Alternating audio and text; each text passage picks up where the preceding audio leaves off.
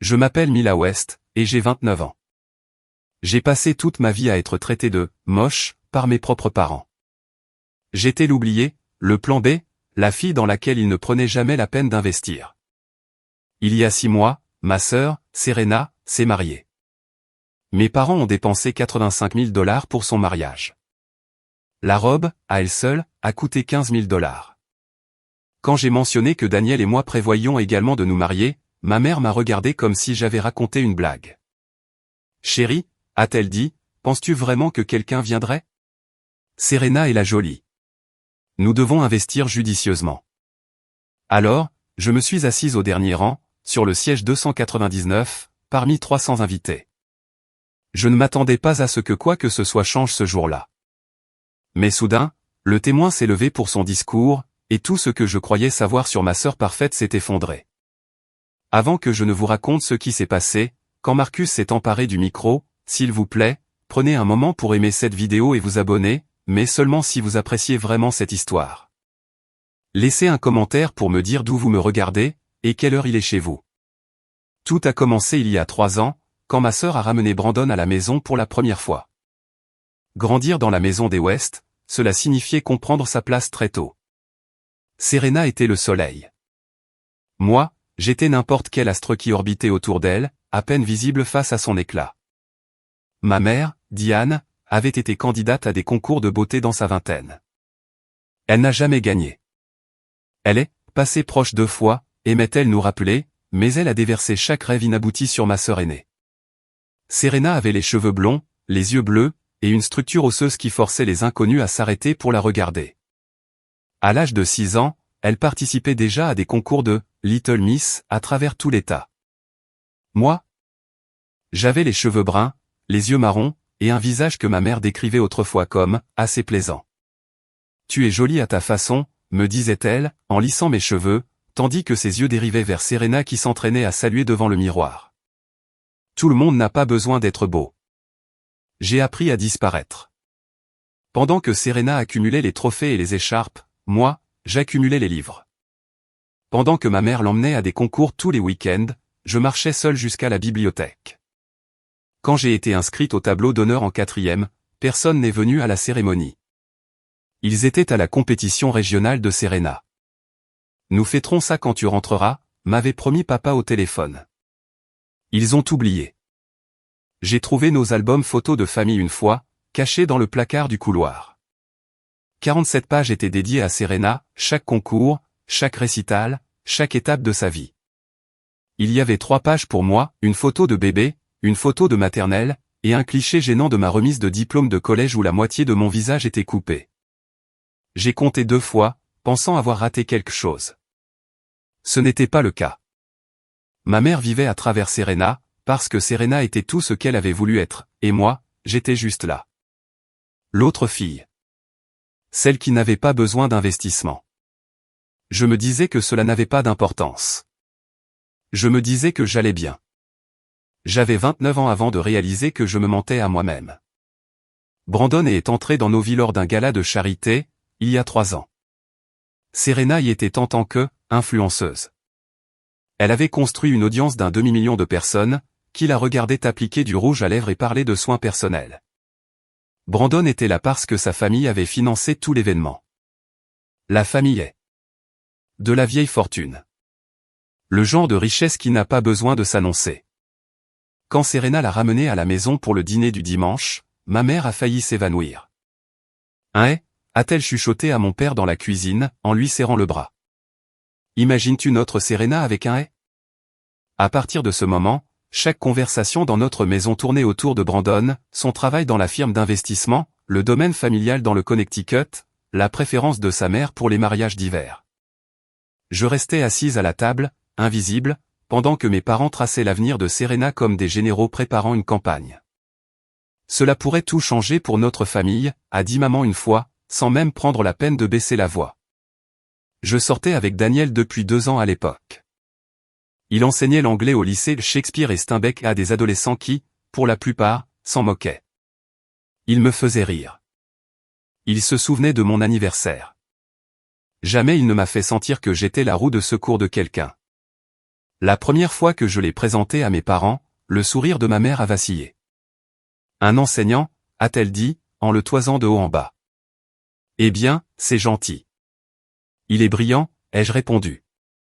Je suis sûr qu'il l'est, chérie. Elle s'est tournée vers mon père. Serena t'a-t-elle dit? Brandon l'emmène dans Léonton le week-end prochain. Daniel m'a serré la main sous la table. Il n'a rien dit. Il n'avait pas besoin de le faire. Ce soir-là, en rentrant, il m'a demandé pourquoi je continuais d'essayer. Je n'avais pas de bonne réponse. Je n'en ai toujours pas. Mais je me souviens de la première fois où j'ai vu Tyler, le frère cadet de Brandon, regarder ma sœur comme si elle était quelque chose qu'il voulait dévorer. Brandon a fait sa demande pour le 32e anniversaire de Serena. Un diamant de 3 carats, sur un toit à Manhattan, avec un photographe caché derrière une plante verte pour capturer son visage, surpris, pour Instagram. L'annonce des fiançailles est arrivée avec un budget qui m'a donné le tournis. 85 000 $, a annoncé ma mère au dîner, rayonnante comme si elle avait gagné à la loterie. Le lieu à lui seul coûte 40 000 $, mais la famille connaît le propriétaire. Nous avons une réduction. 85 000 $ pour une seule journée. Pour des fleurs qui allaient faner, un gâteau qui serait mangé, et une robe qui resterait pendue dans un placard pour l'éternité. J'étais fiancé à Daniel depuis 3 mois à ce moment-là. Il avait fait sa demande discrètement dans notre appartement, avec la bague de sa grand-mère et un discours qu'il avait répété tant de fois qu'il bégayait encore sur les mots. J'ai dit, oui, avant qu'il ne finisse. Je ne l'avais pas dit à mes parents, j'attendais le bon moment. Ce soir-là, j'ai pensé que le moment était peut-être venu. Daniel et moi sommes fiancés aussi, ai-je dit, profitant d'une pause de ma mère. Nous pensons à une petite cérémonie. Peut-être au printemps prochain. Le silence qui a suivi fut pire que n'importe quel mot. Ma mère a posé son verre de vin. Mila, chérie, c'est gentil. Nous pourrions faire quelque chose dans le jardin, ai-je continué. Rien de luxueux, juste la famille et les amis proches. Ma puce, la voix de maman était douce, du genre de celle qu'on utilise avec un enfant qui ne comprend pas. Penses-tu vraiment que quelqu'un viendrait? Je veux dire, comparé au mariage de Serena, elle n'a pas fini sa phrase. Elle n'en avait pas besoin. Nous devons investir judicieusement, a-t-elle ajouté. Serena est la jolie. Ce mariage pourrait ouvrir des portes à toute la famille. Mon père n'a rien dit. Il fixait son assiette comme si la purée de pommes de terre détenait les secrets de l'univers. Son silence faisait plus de mal que ses paroles. J'aurais dû partir à ce moment-là. J'ai dit à Daniel, ce soir-là, que j'aurais dû en avoir fini. Mais je ne l'ai pas fait, parce que la fête de fiançailles avait lieu dans 2 semaines.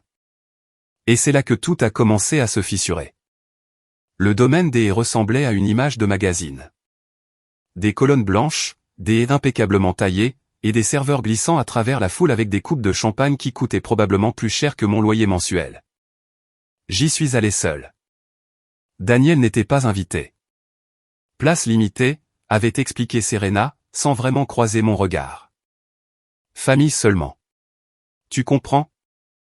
Je comprenais parfaitement. La fête de fiançailles était un défilé de gens que je ne connaissais pas, les amis d'université de Brandon, les associés de ses parents, des parents éloignés dont les noms apparaissaient sur des immeubles. Je dérivais dans la foule comme un fantôme, souriant quand on me souriait, hochant la tête quand on m'adressait un signe. C'est là que j'ai vraiment remarqué Tyler pour la première fois. Le frère cadet de Brandon avait 28 ans, c'était un coach sportif avec le genre de corps que l'on voit sur les panneaux publicitaires. Il avait les mêmes cheveux sombres que Brandon, la même mâchoire forte, mais il y avait quelque chose de plus tranchant dans ses yeux. Quelque chose de famélique. Je l'ai observé en train de regarder Serena à l'autre bout de la pièce. Elle tenait salon près de la fontaine de champagne, riant d'une remarque d'un invité. Le regard de Tyler ne la quittait jamais. Quand elle a regardé dans sa direction, quelque chose est passé entre eux. Un éclair rapide, électrique, disparut avant que je ne puisse le nommer. J'ai chassé cette pensée. J'étais paranoïaque, sensible, jalouse sans doute bien que je détestasse l'admettre. Belle réception, n'est-ce pas?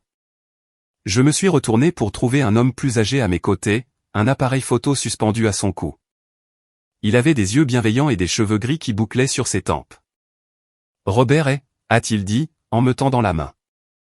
L'oncle de Brandon. Je suis le photographe officieux de la famille. Mila, la sœur de Serena. Ah, son sourire était chaleureux. Celle dont elle ne parle jamais. J'ai ri, surprise. C'est si évident? Je remarque les choses. Il a tapoté son appareil. Déformation professionnelle. C'est incroyable ce qu'un zoom peut capturer de nos jours. Chaque instant, même ceux que les gens pensent invisibles. Il s'est éloigné pour photographier les futurs mariés.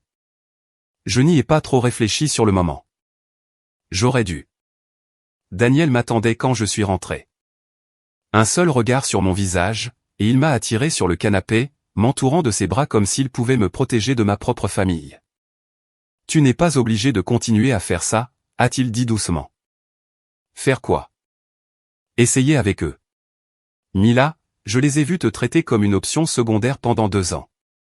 Chaque dîner, chaque fête. Tu mérites mieux. C'est ma famille. La famille ne te fait pas te sentir comme ça. Je voulais argumenter. Je voulais les défendre comme je le faisais toujours. Ils ne sont pas si méchants. Ils ne le pensent pas. C'est juste leur façon d'être. Mais les mots sont restés bloqués dans ma gorge.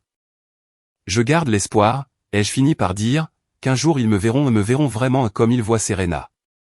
Et s'ils ne le font jamais? La question est restée suspendue entre nous, lourde et sans réponse.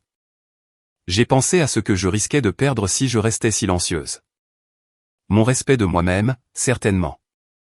Ma relation avec Daniel, car combien de temps pourrait-il me regarder être traité ainsi avant de perdre, lui aussi, son respect pour moi? Ma chance d'être en paix, de construire une vie qui ne soit pas ombragée par l'éclat de ma sœur. Daniel a fait sa demande il y a 3 mois, ai-je lâché soudainement. Je ne leur ai pas dit. J'ai eu peur de leur dire, parce que je savais qu'ils me feraient sentir que cela n'avait pas d'importance. Que je n'ai pas d'importance. Il est resté silencieux un long moment. Tu as de l'importance pour moi, a-t-il dit. Tu seras toujours mon premier choix. J'ai pleuré, alors. De gros sanglots affreux que j'avais retenus pendant 29 ans. C'est la dernière fois, lui ai-je promis. Le mariage. J'irai. Je regarderai Serena avoir son jour parfait, et après, j'en aurai fini. Nous construirons notre propre vie, loin d'eux. 3 mois avant le mariage. 3 mois à endurer. Mais le destin, il s'est avéré, avait d'autres plans. L'enterrement de vie de jeune fille eut lieu dans un hôtel-boutique du centre-ville. 20 des amis les plus proches de Serena, influenceuses, mondaines, des femmes aux cheveux parfaits et aux sourires acérés.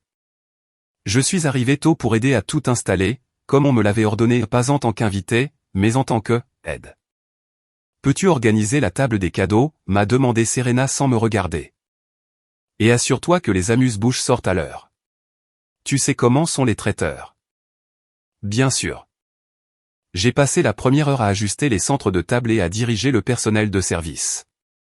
Quand je me suis enfin assise avec une assiette de sandwich au concombre intact, une des amies de Serena s'est approchée. Tu es la sœur, c'est ça? Elle avait des extensions jusqu'à la taille et des cils qui auraient pu éventer un petit incendie. Vous deux, vous avez l'air si différentes. Serena est apparue à ses côtés, une coupe de champagne à la main. On nous le dit souvent.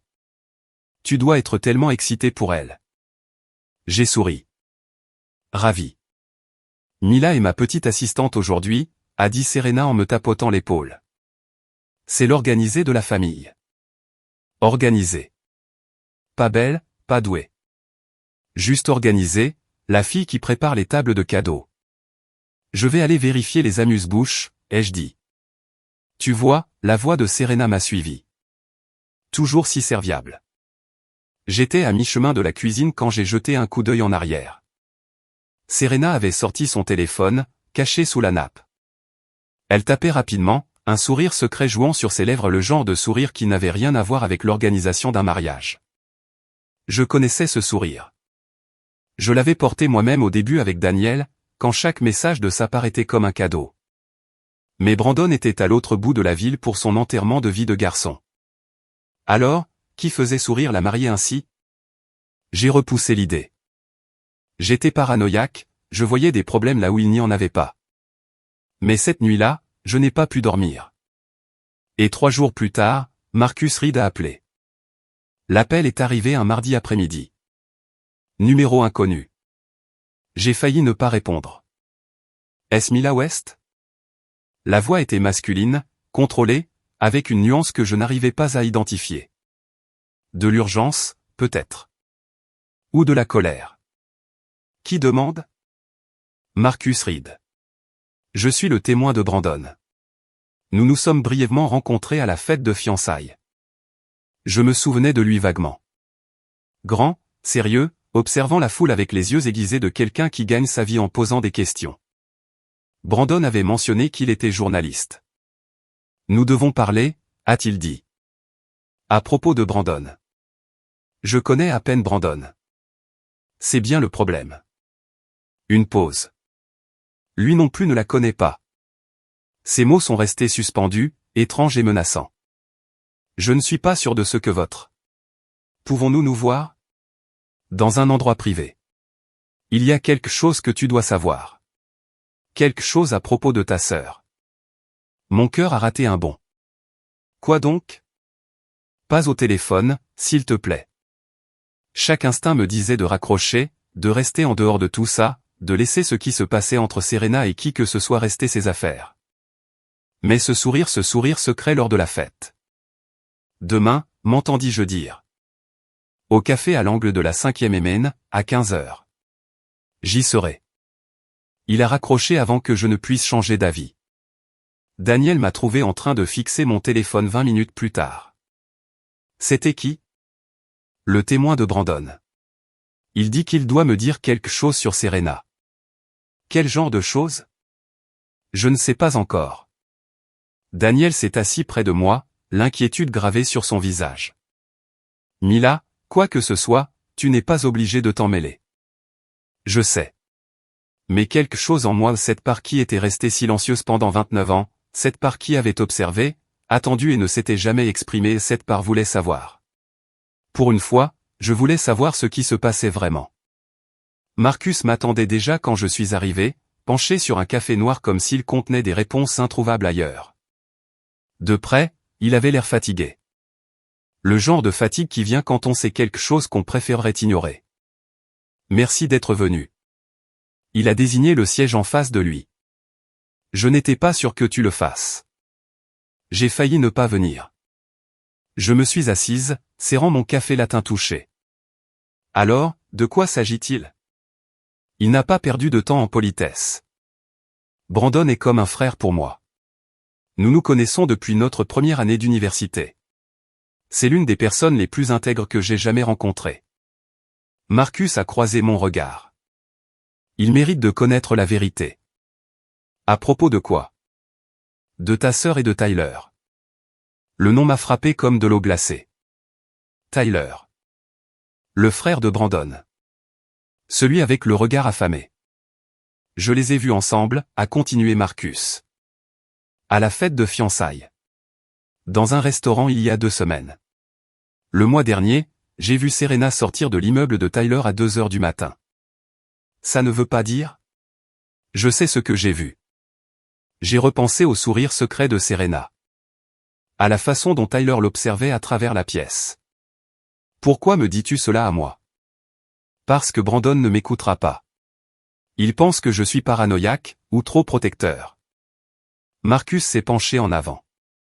Mais tu es sa sœur. Tu as peut-être remarqué quelque chose. N'importe quoi.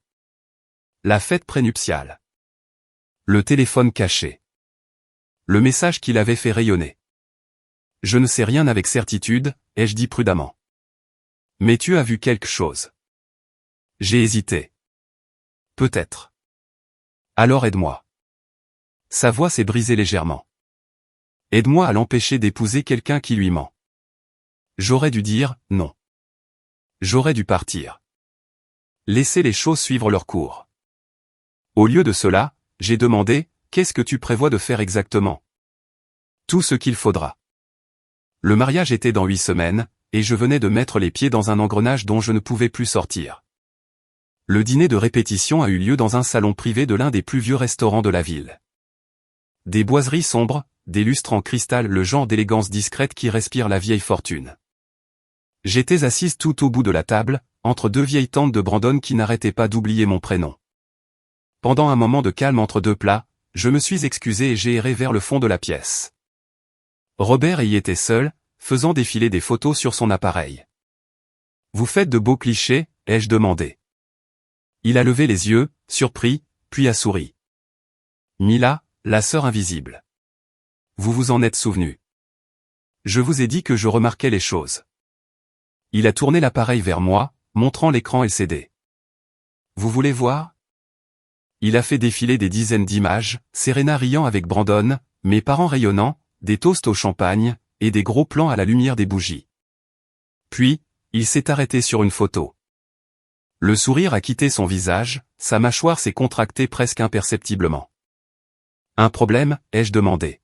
« Certains moments ne devraient pas être capturés » a-t-il murmuré, plus pour lui-même que pour moi. Il a passé la photo avant que je ne puisse voir, mais j'ai eu un aperçu. Deux silhouettes nichées dans ce qui ressemblait à un coin sombre. Proche. Trop proche. Oncle Robert. La voix de Brandon a résonné dans la pièce. Venez prendre une photo de nous avec maman et papa. Robert a forcé un sourire. Le devoir m'appelle. Il est parti, mais ces mots résonnaient dans ma tête. Certains moments ne devraient pas être capturés. J'ai repéré Marcus à l'autre bout de la salle, en pleine discussion avec l'un des garçons d'honneur. Nos regards se sont croisés brièvement.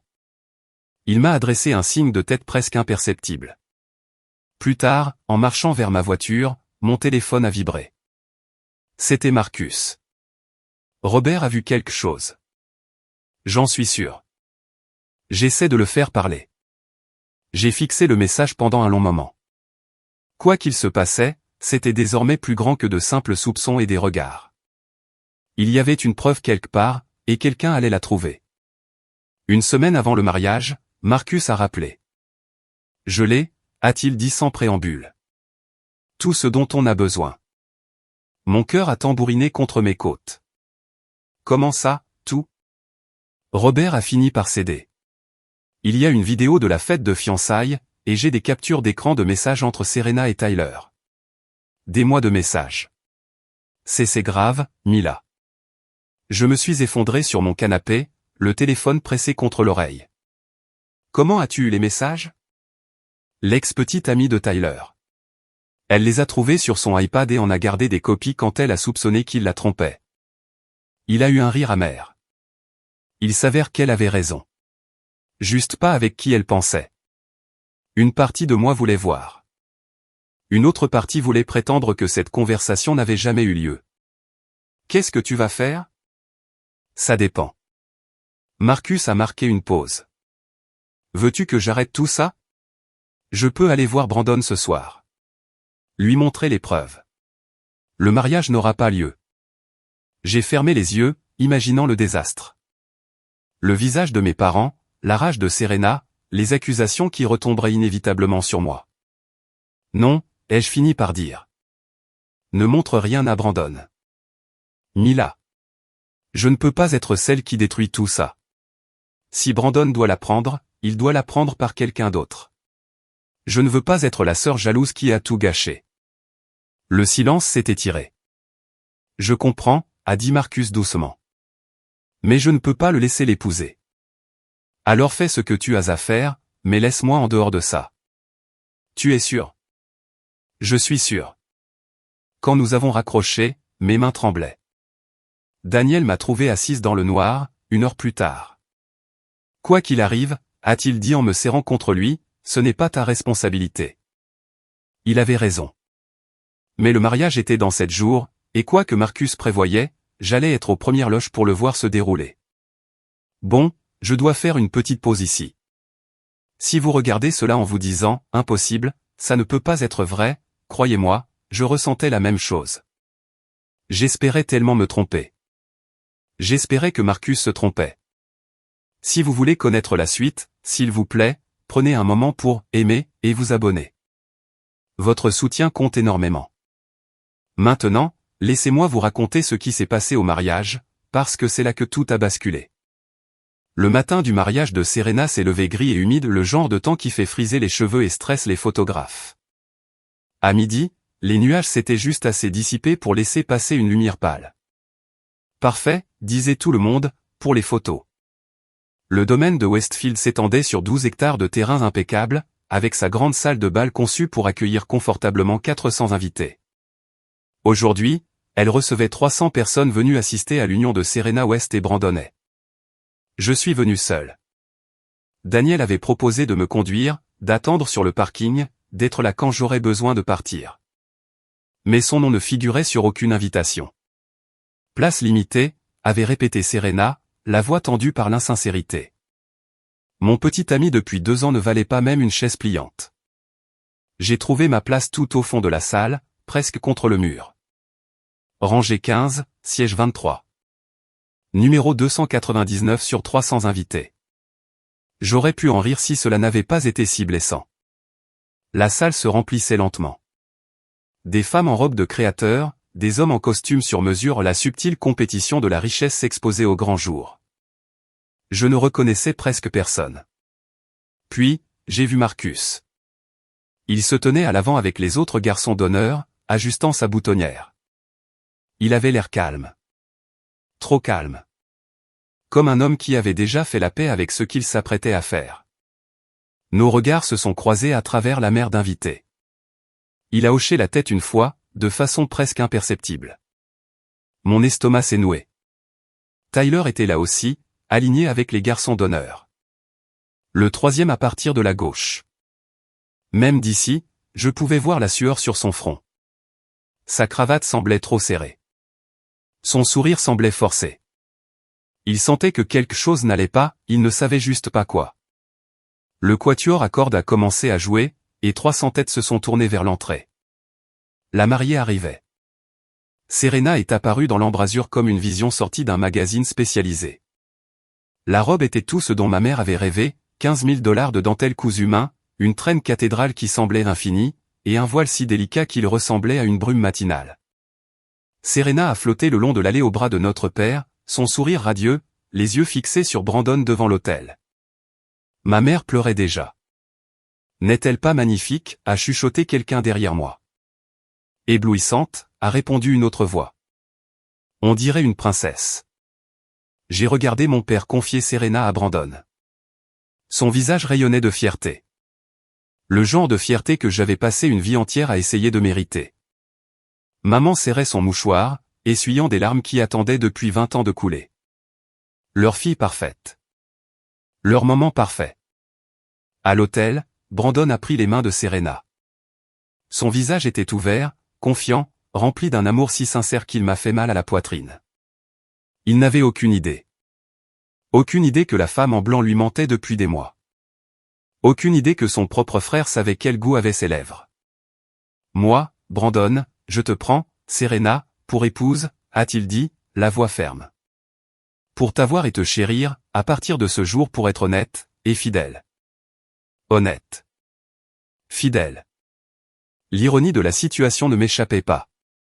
Serena a répété ses vœux sans un tremblement, sans un éclair de culpabilité. Elle était douée. Elle avait toujours été douée pour jouer la comédie. Je vous déclare maintenant mari et femme. La foule a éclaté en applaudissements. 300 personnes célébrant un mensonge. J'ai applaudi aussi. Que pouvais-je faire d'autre? Mais alors que les nouveaux mariés remontaient l'allée, j'ai capté l'expression de Tyler. Il était blanc comme un linge, transpirant dans son costume de luxe. Quoi qu'il arrive, il le sentait lui aussi. Nous le sentions tous. Nous ne savions juste pas à quel point l'échéance était proche. La réception se tenait dans la grande salle de bal, transformée en un pays des merveilles de roses blanches et de bougies.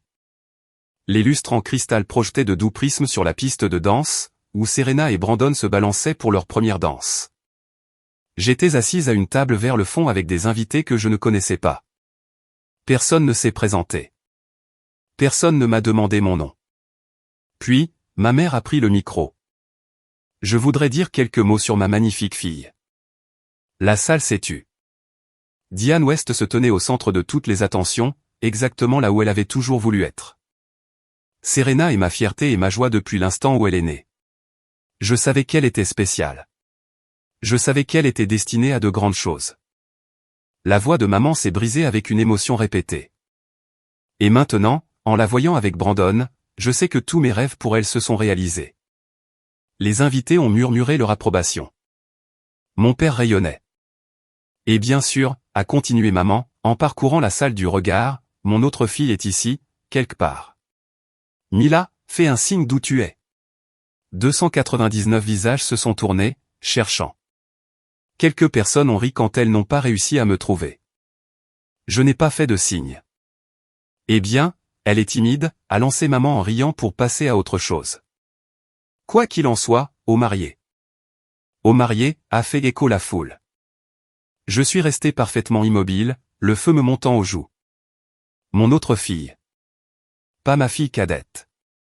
Pas mon second enfant. Mon autre fille, comme si j'étais un accessoire qu'elle avait failli oublier de mentionner. À la table d'honneur, Marcus a vérifié quelque chose sous sa serviette, une sacoche d'ordinateur partiellement cachée, une clé USB dans sa paume. Il a croisé mon regard. Son expression disait, c'est l'heure. Et maintenant, a annoncé le maître de cérémonie, accueillons le témoin pour son toast. Marcus s'est levé lentement, a ajusté sa cravate, et a souri. Ce n'était pas un sourire chaleureux. C'était le sourire de quelqu'un sur le point de brûler un château de cartes. Marcus s'est dirigé vers le micro avec le pas mesuré d'un homme qui avait répété ce moment 100 fois. La salle a sombré dans un silence plein d'attente. Brandon et moi nous sommes rencontrés en première année d'université, a-t-il commencé, la voix chaleureuse et familière. Il me prêtait ses notes quand je ratais les cours, m'apportait de la soupe quand j'avais la grippe, et m'a soutenu lors de chaque rupture difficile que j'ai vécue. Des rires ont parcouru la foule. Brandon souriait, levant sa coupe de champagne. C'est la personne la plus loyale que je connaisse. La plus honnête. Le genre d'homme qui croit que tout le monde mérite la vérité, peu importe à quel point elle est dure à entendre. Quelque chose a changé dans le ton de Marcus. C'était subtil, mais je l'ai remarqué. Un léger durcissement. Brandon m'a dit un jour que la confiance est le fondement de toute relation. Que sans honnêteté, l'amour ne signifie rien. Marcus a marqué une pause. J'ai toujours admiré cela chez lui. La salle souriait encore, les gens hochaient la tête. Mais à la table d'honneur, la main de Serena s'était figée à mi-chemin de son verre d'eau. C'est pourquoi, a continué Marcus, je pense que Brandon mérite la vérité. Toujours. Brandon a ri nerveusement. On devient un peu sérieux là, mon pote. Je suis sérieux. Les yeux de Marcus se sont plantés dans ceux du marié. Très sérieux. Le silence s'est fait total. Le quatuor avait arrêté de jouer. Les serveurs s'étaient immobilisés. 300 personnes retenaient leur souffle sans savoir pourquoi. Je me suis demandé s'il fallait faire cela, a dit Marcus, sa voix portant jusqu'au fond de la salle. Pendant des semaines, je me suis demandé si c'était ma place, si je devais juste laisser les choses arriver. Il a regardé Serena, puis Tyler, dont le visage avait pris la couleur du lait caillé. Mais Brandon est mon frère, de toutes les façons qui comptent, et il mérite de savoir avec qui il s'est marié. Le sourire de ma mère s'était figé. Le verre de champagne de mon père restait suspendu en l'air. Avant de finir, a dit Marcus, je pense que tout le monde mérite de voir à quoi ressemble le grand amour. L'écran géant derrière la table d'honneur s'est allumé. Au début, j'ai cru que cela faisait partie du diaporama prévu des photos de Brandon et Serena, leur histoire d'amour en images. Mais ensuite, l'image est devenue nette, et la salle s'est glacée. C'était la fête de fiançailles. Un coin du jardin du domaine des haies, partiellement caché par des haies. Deux silhouettes serrées l'une contre l'autre dans l'ombre. Une femme en robe champagne. Un homme aux cheveux sombres. Serena et Tyler s'embrassant comme s'ils l'avaient fait 1000 fois auparavant. Des exclamations ont parcouru la foule comme une onde de choc. Quelqu'un a lâché une coupe de champagne, elle s'est brisée sur le sol en marbre, le bruit paraissant absurdement fort dans ce silence de mort. Qu'est-ce que c'est que ça? La voix de Brandon est sortie étranglée, méconnaissable. L'image a changé. Des captures d'écran, désormais. Des messages textes agrandis pour que les 300 invités puissent les lire. Tyler, je n'arrête pas de penser à hier soir. Serena, moi non plus. Quand est-ce qu'on se revoit? Tyler, c'est de la folie. C'est mon frère. Serena, il n'a pas besoin de savoir. Personne n'a besoin de savoir. Les messages continuaient. Des dates s'étalant sur des mois. Des détails qui ne laissaient rien à l'imagination. Serena a hurlé, éteignez ça. Éteignez ça. Mais Marcus n'a pas bougé vers l'ordinateur. L'équipe technique non plus, paralysée par le choc. Brandon, la voix de Marcus a transpercé le chaos. Je suis désolé. Je suis tellement désolé que tu doives l'apprendre ainsi. Mais je ne pouvais pas te laisser vivre un mensonge. Brandon s'est levé lentement. Son visage était livide, ses mains tremblaient. Il s'est tourné vers sa mariée, sa femme depuis moins d'une heure. Dis-moi que c'est faux, a-t-il chuchoté. Dis-moi que c'est un montage. Dis-moi n'importe quoi. La bouche de Serena s'est ouverte, puis refermée, puis ouverte encore. Aucun mot n'est sorti. Et dans ce silence, 300 invités ont compris exactement ce dont ils étaient témoins. Le mariage parfait était devenu le cauchemar parfait. La salle de bal a éclaté en un chaos total. Brandon s'est jeté à travers la table vers Tyler. Les coupes de champagne ont volé, les arrangements floraux se sont éparpillés. Il a fallu 3 garçons d'honneur pour le retenir, et même alors, son poing a percuté la mâchoire de Tyler assez fort pour l'envoyer valser au sol. Mon propre frère. La voix de Brandon s'est brisée, brute de trahison. Mon propre frère. Tyler a reculé à 4 pattes, les mains levées. Brandon, écoute-moi. Ça ne voulait rien dire. Des mois. Il y a des mois de messages. Serena s'est jetée entre eux, le mascara coulant sur son visage. Brandon, s'il te plaît. S'il te plaît, laisse-moi t'expliquer. C'était une erreur. Une seule erreur terrible. Brandon l'a repoussée comme si elle n'existait pas. Ne me touche pas. Ne me touche plus jamais. Brandon, nous sommes mariés depuis 45 minutes. Son rire fut creux, brisé. 45 minutes, et je veux déjà divorcer. Les invités se précipitaient vers les sorties. Certains regardaient avec une fascination horrifiée, téléphone levé pour capturer le désastre. D'autres fuyaient comme si le bâtiment était en feu. Madame A, la mère de Brandon, s'était effondrée sur une chaise, son mari lui éventant frénétiquement le visage. Elle ne cessait de murmurer « non, non, non », comme une prière restée sans réponse. Tyler s'est relevé tant bien que mal, du sang coulant de sa lèvre. Brandon, je suis désolé. Tellement désolé. Dehors. La voix de Brandon était désormais d'un calme mortel. Sors d'ici avant que je ne fasse quelque chose que nous regretterons tous les deux. 2 garçons d'honneur ont escorté Tyler vers la sortie de secours. Il n'a pas résisté. Il n'a pas regardé en arrière. Et Serena, la parfaite, la magnifique Serena est restée seule au milieu de sa robe à 15 000 $, regardant tout ce qu'elle avait construit s'effondrer autour d'elle. Pendant une seconde, juste une seconde, j'ai failli avoir pitié d'elle. Puis je me suis souvenu de chaque parole cruelle, de chaque regard méprisant, de chaque fois où elle m'avait fait sentir que je n'étais rien. Le sentiment est passé. Dans le chaos, j'avais presque oublié mes parents. Je les ai trouvés près de la table d'honneur, figés comme des statues dans un ouragan. La prise de ma mère sur le bras de mon père était si forte que ses phalanges étaient blanches, ses ongles manucurés laissaient des marques dans la manche de sa veste. Est-ce que tu savais? Sa voix tremblait, dépassant à peine le murmure. Richard, est-ce que tu savais quelque chose? Non. Le visage de mon père était gris. Il avait pris 10 ans en 10 minutes. Non, je ne savais pas. Je te jure devant Dieu, je ne savais pas. Notre Serena, la voix de maman s'est brisée. Notre parfaite Serena. Elle s'est arrêtée, incapable de finir, incapable de réconcilier la fille qu'elle avait vénérée pendant 32 ans avec la femme qui venait de détruire son propre mariage. C'est alors que ma mère m'a vu. Nos regards se sont croisés à travers le chaos, les pétales de roses éparpillés, les chaises renversées, les invités sous le choc. Elle a avancé vers moi comme une somnambule. Mila. Elle m'a attrapé les bras, ses doigts s'enfonçant dans ma peau. Tu savais, n'est-ce pas? Tu savais quelque chose. Je n'ai pas scié. J'avais des soupçons. Alors pourquoi ne nous as-tu rien dit? Pourquoi ne nous as-tu pas prévenus? La question était si absurde que j'ai failli rire. M'auriez-vous cru, ai-je demandé calmement. Je bien sûr que je t'aurais cru. Ah bon? Vraiment? J'ai soutenu son regard, ferme et sans fléchir.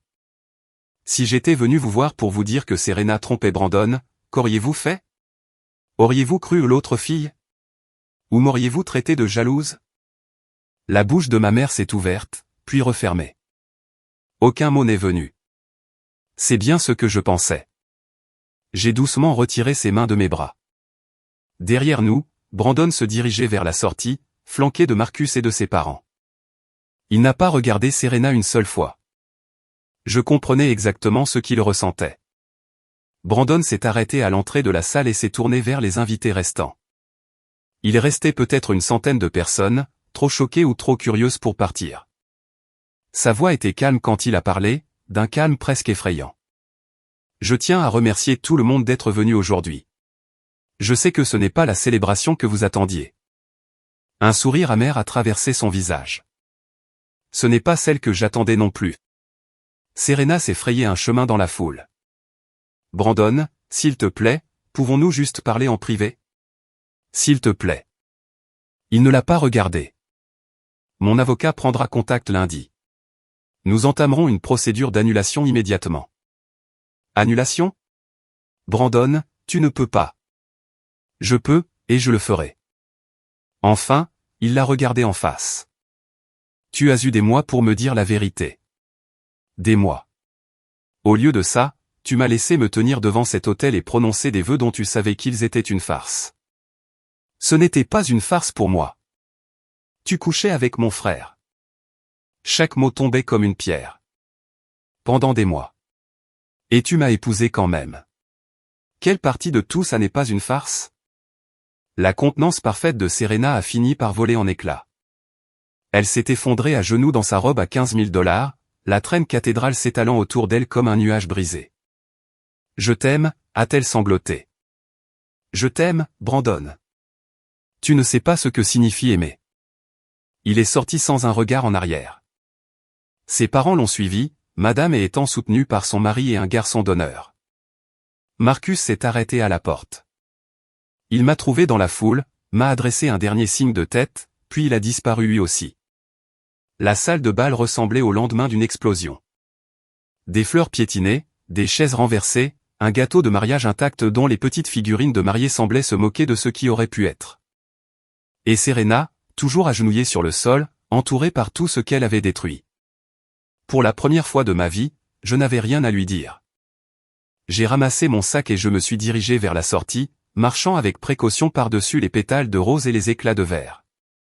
J'étais presque à la porte quand ma mère m'a intercepté. Où vas-tu? Sa voix était aiguë, désespérée. Tu ne peux pas partir comme ça. Si, je peux. Mais Serena a besoin d'eux. Serena doit assumer les conséquences de ses propres choix. J'ai ajusté mon sac sur l'épaule. J'en ai fini. Mila, s'il te plaît. Maman m'a agrippé le bras. Tu dois nous aider à comprendre quoi faire. Tu es sa sœur. Tu es censé. Censé quoi? Je me suis tourné pour lui faire face. Nettoyer ses bêtises. Faire en sorte qu'elle se sente mieux. Être l'organisé qui répare tout pendant que Serena pleure. Je ne voulais pas dire que. Tu m'as appelé l'autre fille ce soir devant 300 personnes. Ma voix était calme. D'un calme dérangeant. Tu as passé 30 ans à me traiter comme une roue de secours, et maintenant tu veux mon aide. Le visage de maman s'est décomposé. Mila, je t'aime, maman, mais je ne veux plus être invisible. J'ai doucement retiré sa main de mon bras. Quand tu seras prête à m'avoir dans ta vie en tant que ta fille, pas comme l'assistante de Serena, pas comme l'autre, tu sais où me trouver. Je suis sorti avant qu'elle ne puisse répondre. Daniel attendait sur le parking, appuyé contre sa voiture comme s'il était là depuis des heures. C'était peut-être le cas. C'était grave, a-t-il demandé. Biblique. Il a ouvert la portière passager pour moi sans un mot de plus. Nous étions à mi-chemin de la maison avant que je ne réalise que je pleurais. Pas pour Serena, pas pour mes parents. Pour la petite fille qui avait compté les pages de l'album photo et s'était sentie de trop. Pour la femme qui avait enfin cessé d'attendre qu'on la regarde. Daniel a pris ma main. Il ne l'a pas lâchée jusqu'à ce que nous arrivions à la maison. Je sais que certains d'entre vous pensent peut-être que j'aurais dû ressentir plus de satisfaction à ce moment-là. Un sentiment de revanche, peut-être. Mais honnêtement, j'étais juste fatigué. Fatigué de me battre pour des miettes de leur attention. Fatigué d'être en colère. Si cette histoire résonne en vous, s'il vous plaît, commentez ci-dessous. Avez-vous déjà dû regarder le karma faire son œuvre?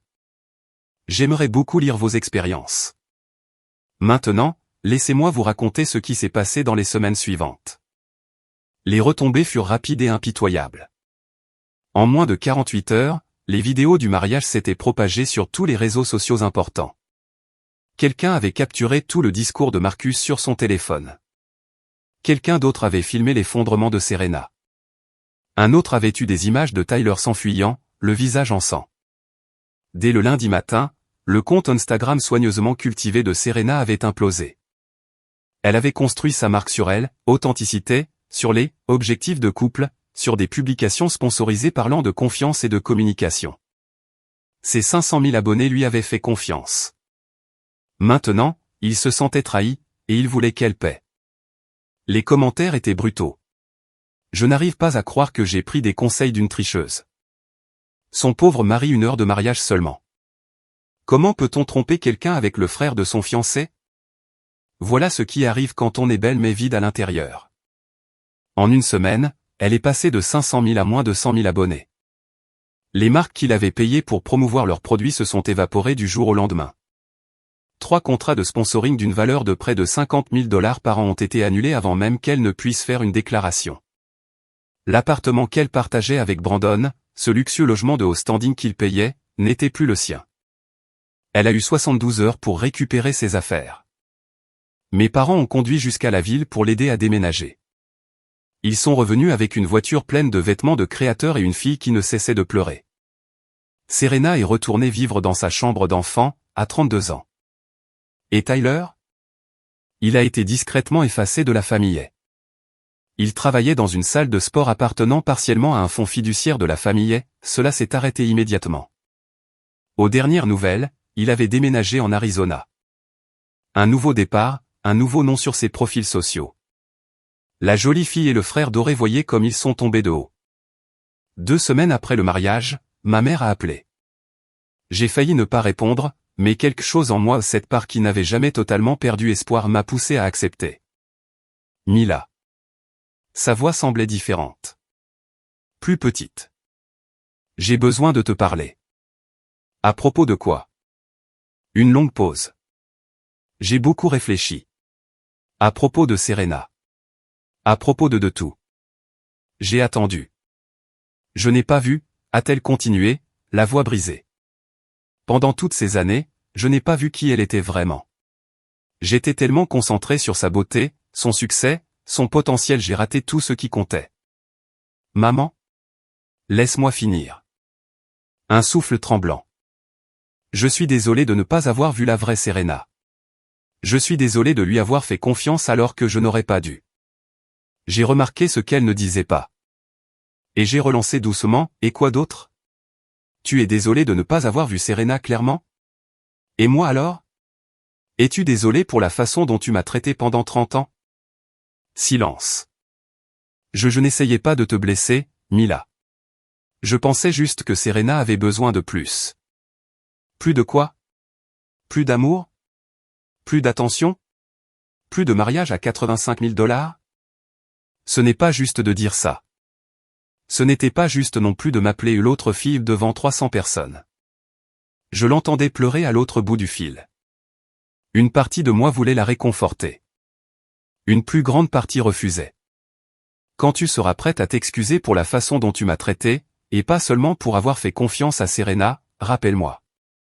J'ai raccroché. 3 heures plus tard, un message de mon père, je suis désolé pour tout. Pas seulement pour ça. Ce n'était pas suffisant. Mais c'était la première fois qu'il reconnaissait enfin ses torts. Peut-être y avait-il de l'espoir. Peut-être pas. Quoi qu'il en soit, je n'allais plus rester là à attendre pour le découvrir. J'avais ma propre vie à construire. Daniel et moi avons fixé une date. Pas un lieu comme le Westfield Estate. Pas une liste de 300 inconnus. Pas une robe à 15 000 $, ni une fontaine de champagne, ni un quatuor à cordes. Juste un jardin, un pasteur, et 30 personnes qui nous aimaient vraiment. Tu es sûr de toi, m'a demandé Daniel, en me regardant adresser les invitations sur la table de la cuisine. On pourrait faire quelque chose de plus grand. Un restaurant, peut-être un parc. J'en suis sûr. J'ai scellé une autre enveloppe. J'ai passé toute ma vie à regarder mes parents tout donner pour les « moments parfaits » de Serena. Je n'ai pas besoin de perfection. J'ai besoin de vérité. Il m'a embrassé le front. T'ai-je déjà dit que je t'aimais une ou deux fois? Eh bien, je le redis. Le travail allait bien aussi. L'entreprise d'événementiel à laquelle j'avais donné 6 ans de ma vie a fini par reconnaître mes capacités. 3 mois après le mariage de Serena, j'ai été promue coordinatrice d'événements seniors. Plus de responsabilités, un meilleur salaire. Un bureau d'angle avec des fenêtres. Personne ne me l'a donné, je l'ai mérité. Marcus est resté en contact. Il avait eu peur après le mariage que je lui reproche le chaos. Ce n'était pas le cas. Brandon méritait la vérité, et Marcus la lui avait donnée.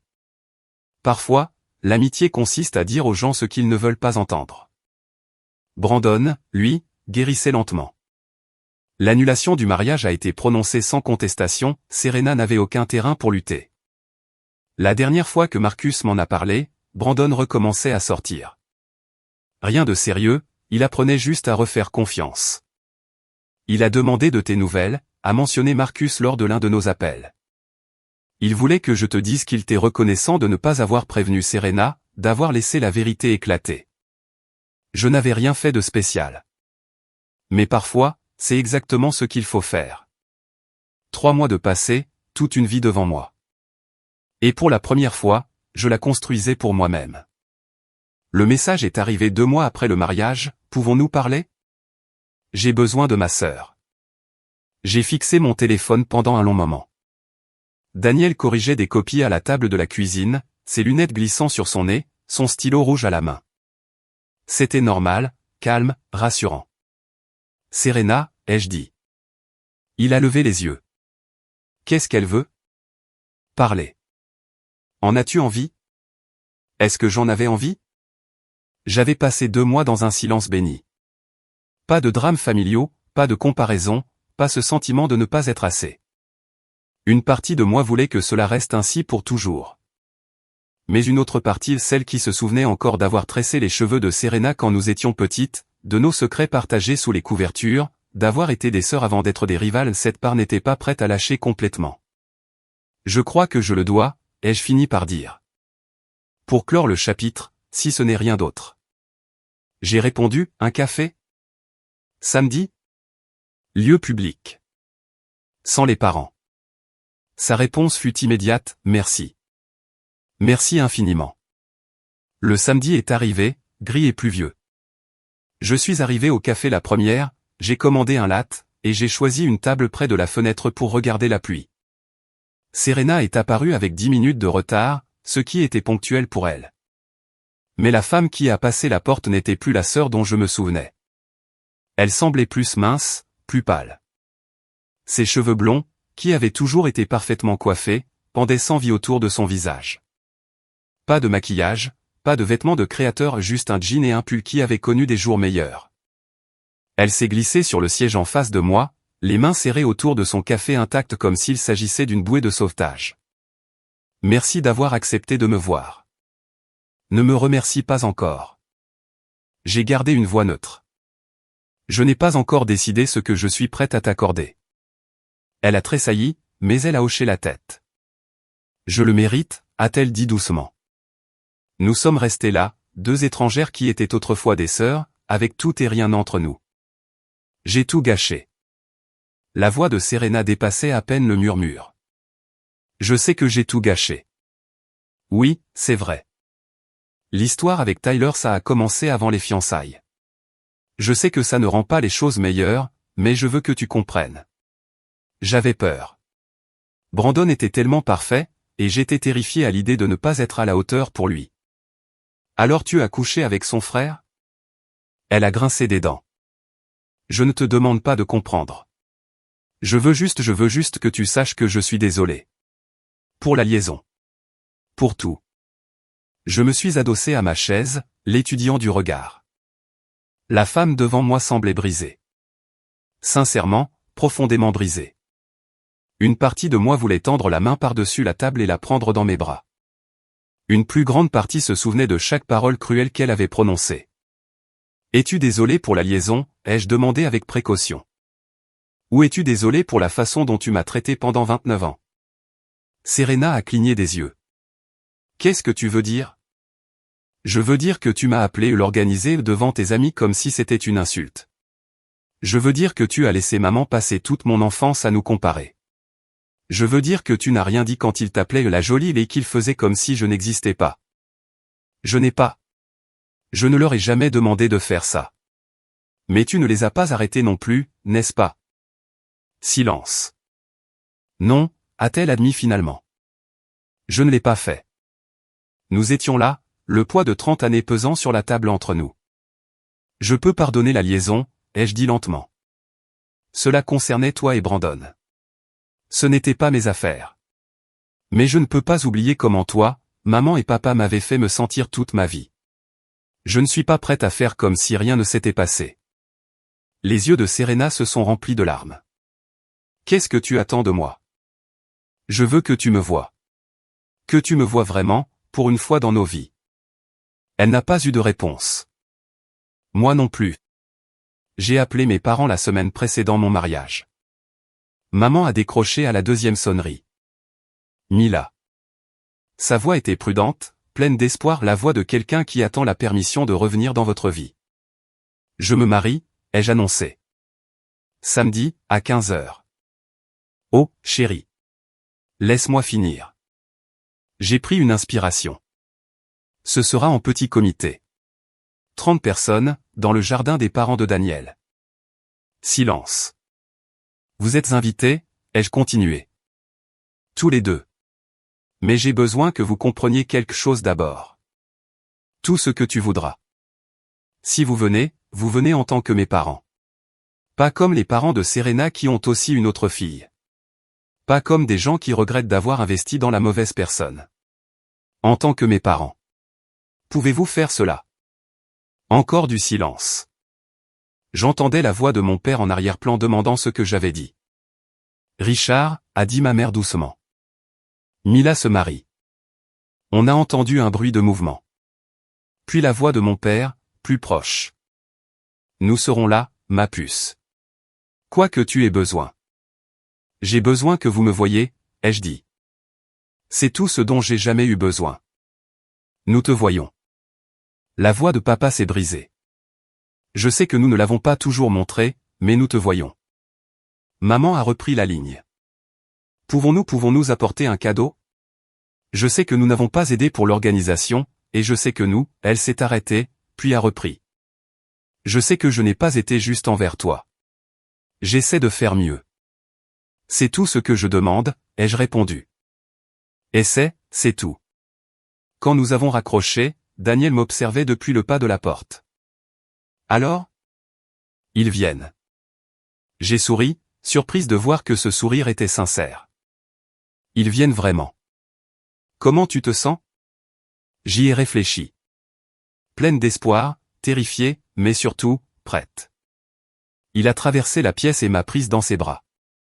Tu vas être une mariée magnifique, a-t-il dit. Je vais être une mariée véritable. C'est mieux. Le jour où j'ai épousé Daniel, il a plu. Pas une petite pluie polie comme le jour du mariage de Serena.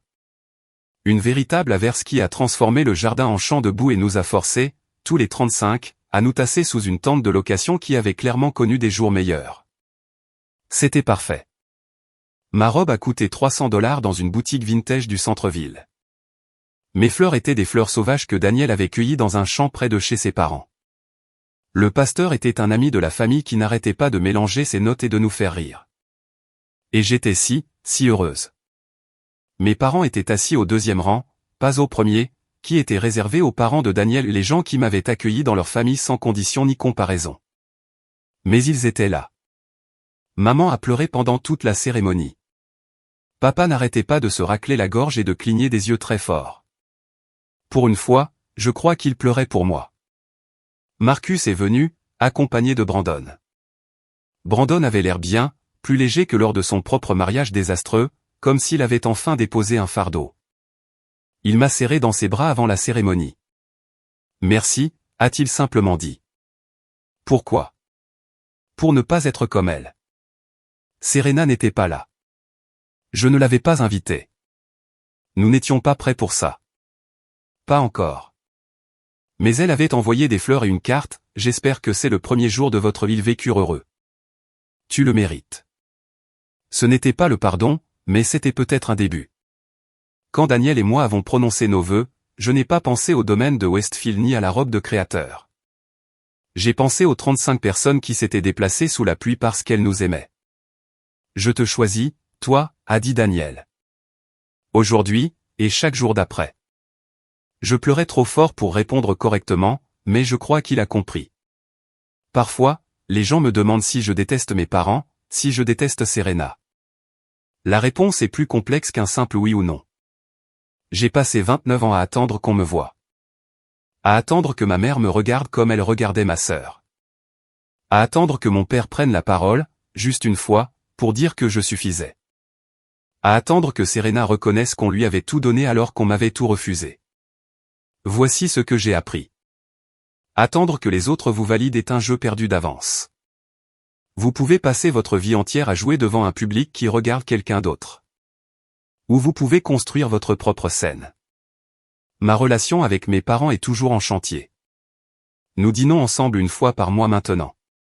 Ils me posent des questions sur mon travail, mon mariage, ma vie. C'est parfois gênant, mais ils font des efforts.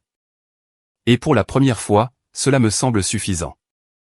Serena et moi échangeons des messages de temps en temps. Rien de profond, juste prendre des nouvelles. C'est la conversation hésitante de gens qui reconstruisent quelque chose à partir de décombres. Peut-être que nous ne serons jamais proches. Peut-être que c'est très bien ainsi. Certaines blessures guérissent différemment des autres. Mais voici ce que je veux que vous reteniez de cette histoire. Si vous devez en retenir quelque chose, votre valeur n'est pas déterminée par qui vous aime le plus. Fixer des limites n'est pas égoïste. C'est une question de survie. Et parfois, la meilleure des vengeances n'est pas une vengeance du tout. C'est juste de vivre bien. Si vous êtes l'autre fille de quelqu'un, le plan B de quelqu'un, l'oublié de quelqu'un, sachez que vous méritez d'être le premier choix de quelqu'un. Pas parce que vous êtes la plus jolie, la plus brillante ou la plus influente. Juste parce que vous êtes vous. J'ai toujours été visible. Ils ont simplement choisi de ne pas regarder. Maintenant, je construis une vie avec des gens qui me voient clairement. Et honnêtement, cela vaut bien plus que n'importe quel mariage à 85 000 $. Et voilà mon histoire. Si vous êtes arrivé jusqu'ici, merci de m'avoir écouté. Je sais qu'elle était longue, mais il m'a fallu 29 ans pour pouvoir la raconter. Si cela a résonné en vous, n'oubliez pas de cliquer sur le bouton « J'aime » et de vous abonner pour plus d'histoires. Laissez un commentaire ci-dessous, qu'auriez-vous fait différemment? Et si vous voulez plus d'histoires de drames familiaux, consultez les liens dans la description. Prenez soin de vous, et souvenez-vous, vous méritez d'être le premier choix de quelqu'un.